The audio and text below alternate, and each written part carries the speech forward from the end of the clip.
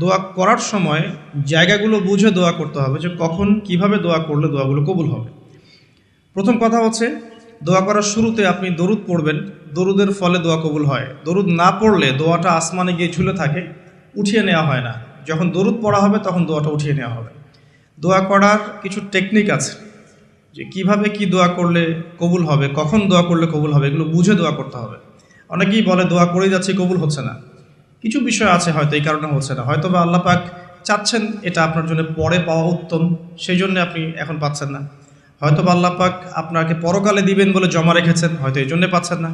অথবা হয়তো আপনার আকীদায় শিরক আছে, হয়তো এই জন্য হচ্ছে না। হয়তো বা আমলে বেদায়াত আছে, এই কারণে হচ্ছে না।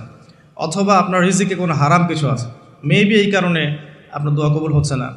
অথবা আপনি তাড়াহুড়া করছেন।